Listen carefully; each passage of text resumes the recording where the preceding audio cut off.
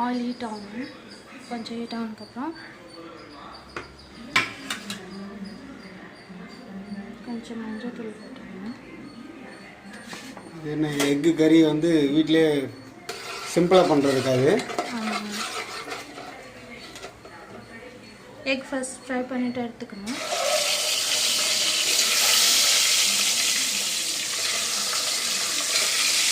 முதல்ல வேக வச்சிடணுமா முட்டையை? ஃபஸ்ட்டு பாயில் பண்ணிவிட்டு அதுக்கப்புறமா எண்ணெயில் ஃப்ரை பண்ணி எடுத்துக்கணும்.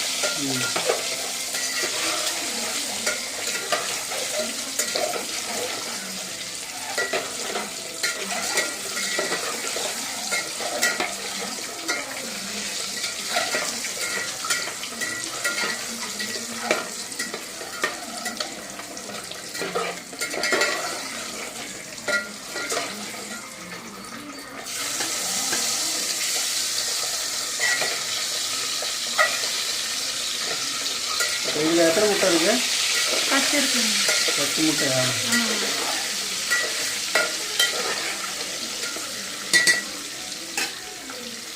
ஓகே. இதுக்கு என்னென்ன பொருள்லாம் தேவைப்படும்? ஃபஸ்ட்டு ஆயில் போட்டு கொஞ்சம் மஞ்சள் தூள் போட்டு முட்டை போட்டு ஃப்ரை பண்ணிவிட்டு எடுத்துடணும். அதுக்கப்புறமா கொஞ்சம் கடுகு போட்டுக்கணும், வெங்காயம் போட்டுக்கணும், கருவேப்பிலை போட்டுக்கணும், பச்சை மிளகா போட்டுக்கணும், இஞ்சி பூண்டு பேஸ்ட் ஒரு ஸ்பூன் போட்டுக்கணும். நல்லா ஃப்ரை ஆனதுக்கப்புறம் தக்காளி ஆட் பண்ணிக்கணும். நல்லா தக்காளி வச்சதுக்கப்புறம் உப்பு காரம் போட்டுக்கணும்.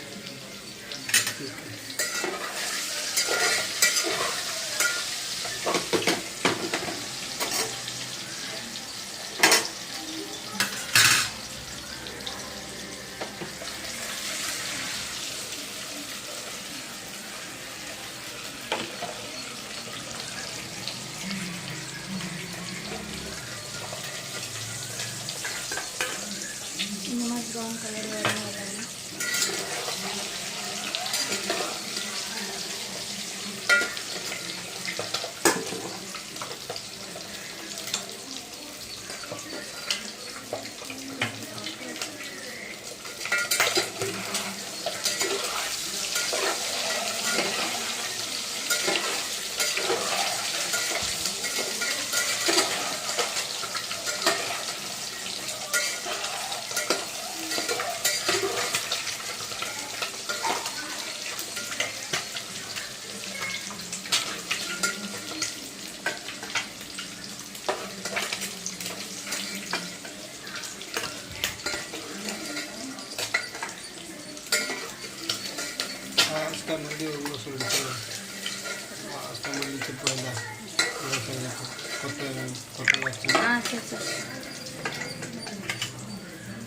இது ஆக்சுவலாக இங்கே லோக்கல் தமிழ்நாடு ஸ்டைலா ஆந்திரா ஸ்டைலா? இது எங்களோட தெலுங்காரங்க பண்ணுவாங்க, ஆந்திரா ஸ்டைல். ஓகே. எங்கள் வீட்டில் பண்ணுவாங்க. ஃபஸ்ட்டு கடுகு போட்டாச்சு. கடுகு ஒரு ஸ்பூன் போட்டேன்.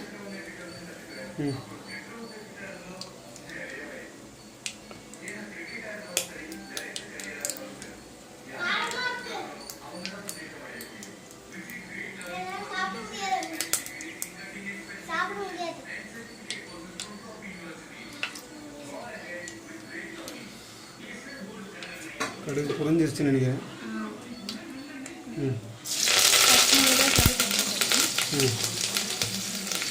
அதுக்கப்புறம்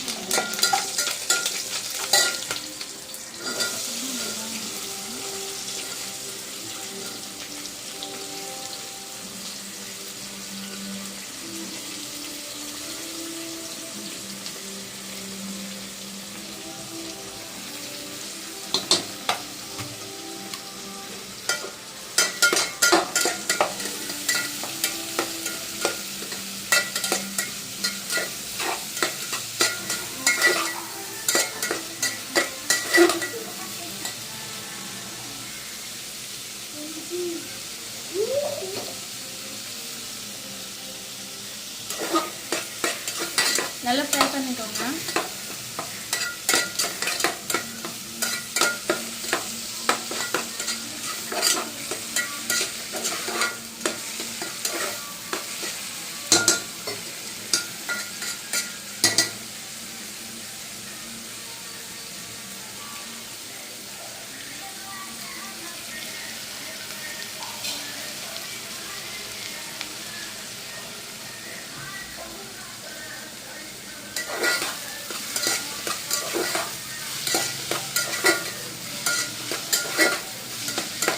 கொஞ்சம் ஆயில் பத்தலை, நான் ஆயில் போட்டுக்கிறேன்.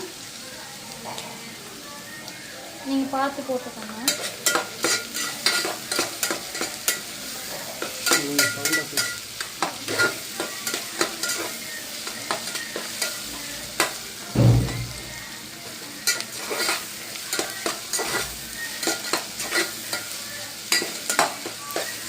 இன்னும் கொஞ்சம் ஃப்ரை ஆகணுங்க.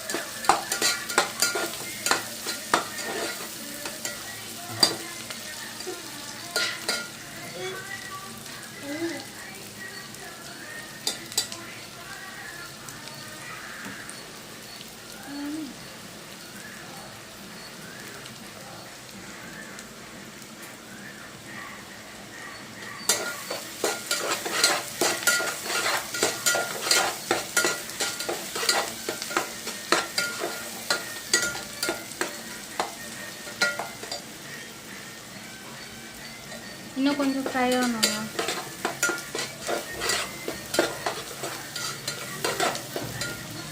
இந்த ஸ்டேஜில் நம்ம இஞ்சி பூண்டு பேஸ்ட் போடணும்.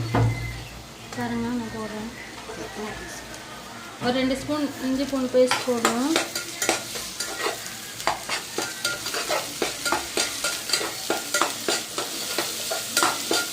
போட்டு நல்லா வதக்கிக்கோங்க.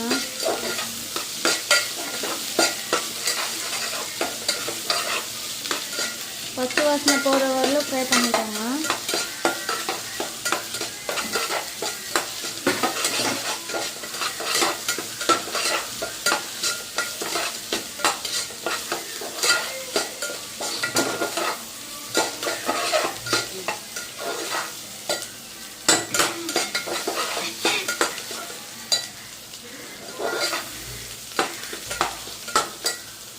இப்போ நம்ம தக்காளி ஆட் பண்ணிக்கலாம்.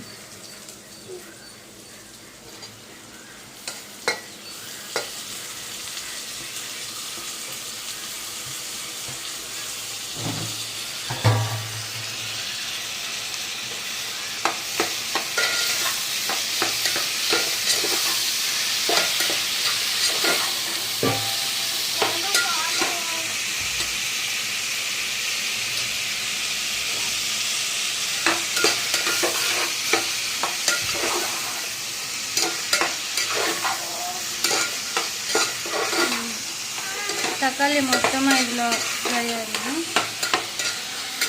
செஞ்சதுக்கப்புறம் நம்ம உப்பு காரம் ஆட் பண்ணிக்கணும். இப்போ உப்பு காரம் ஆட் பண்ணிக்கிறேன்.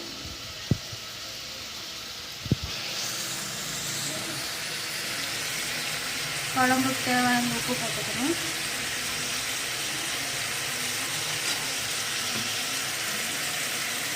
இப்போ காரம் ஆட் பண்ணுறேன்.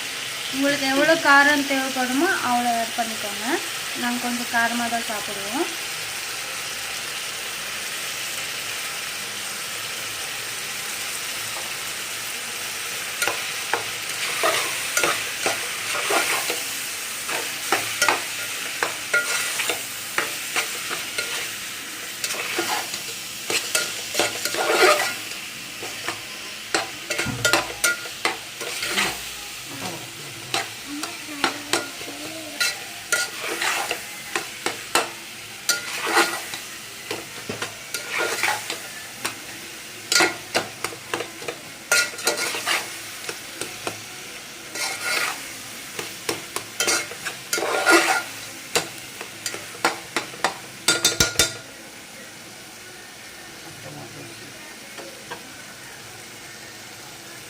கொஞ்ச நேரம் இது பாயில் ஆகணுங்க.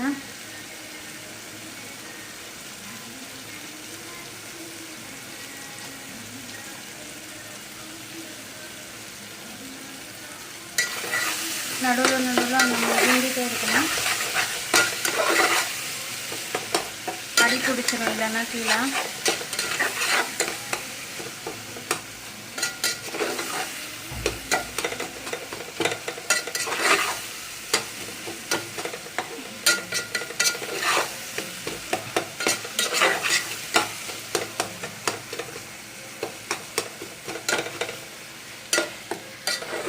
ஸ்டவ் கொஞ்சம் சிம்மில் வச்சுக்கோங்க, இல்லைன்னா அடி பிடிச்சிடும்.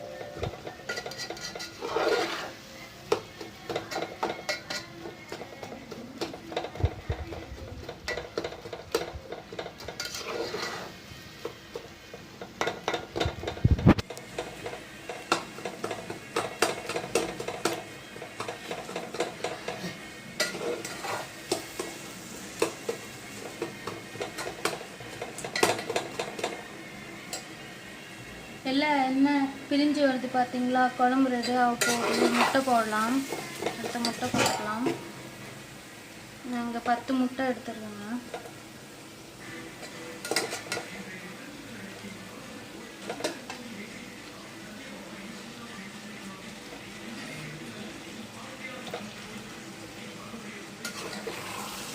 லைட்டாக வெண்டிக்காங்க.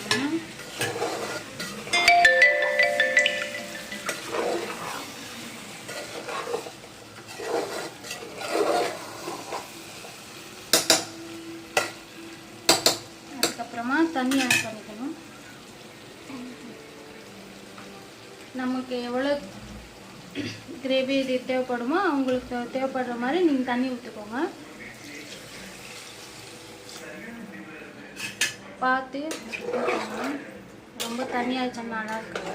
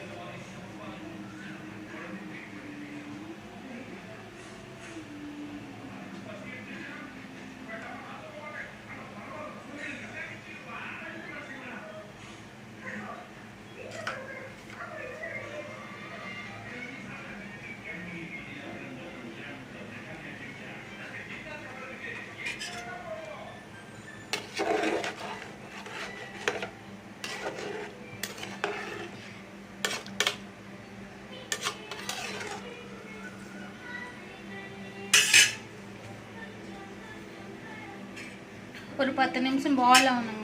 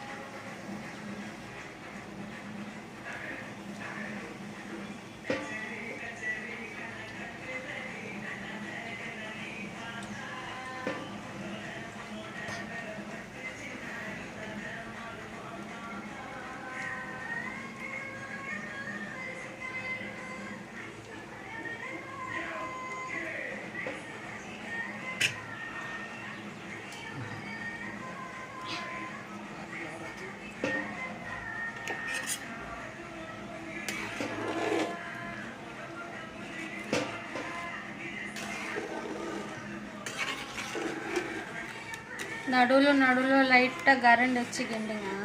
பார்த்து பண்ணுங்க.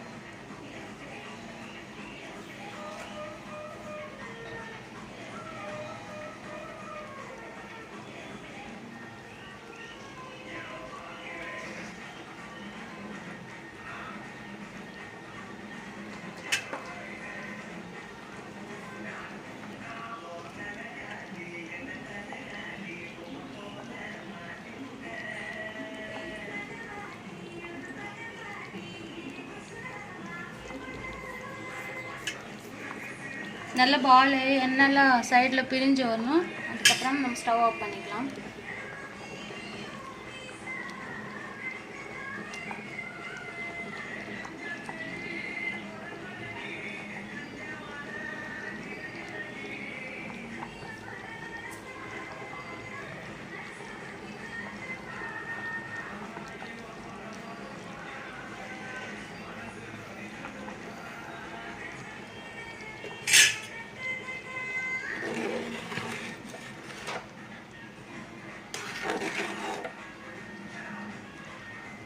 உப்பு காரம் கரெக்டாக இருக்கான்னு பார்த்துக்கோங்க.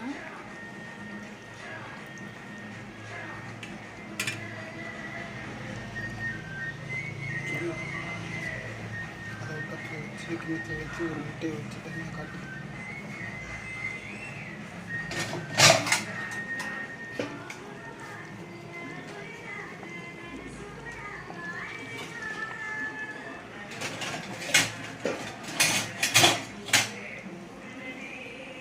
இப்போ ஆயிடுச்சுங்க. ஸ்டவ் ஆஃப் பண்ணிக்கிறேன்.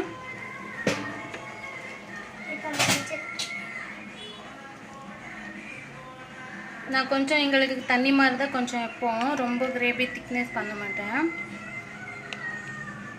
உங்களுக்கு எப்படி ஆயிடுச்சுன்னு நான் உங்களுக்கு காமிக்கிறேன். உங்களுக்கு கிரேவி திக்னஸ் வேணும்னா இன்னும் கொஞ்சம் நீங்கள் பாயில் பண்ணிக்கோங்க, இல்லைன்னா தண்ணி கொஞ்சம் கம்மியாக ஊற்றுக்கோங்க. நான் தண்ணி எப்பவுமே கொஞ்சம் ஜாஸ்தியாக ஊற்றுவேன். எப்படி இருக்கான்னு பார்த்து, எனக்கு ஃபஸ்ட் டைம் நான் வீடியோ போட்டிருக்கேன், எப்படி இருக்கான்னு தெரியாது. பார்த்து எனக்கு லைக் பண்ணுங்கள், வெல்கம் பண்ணுங்கள். எதனா மிஸ்டேக் பண்ணியிருந்தா காமெண்ட்ஸில் சொல்லுங்கள். தேங்க்யூ.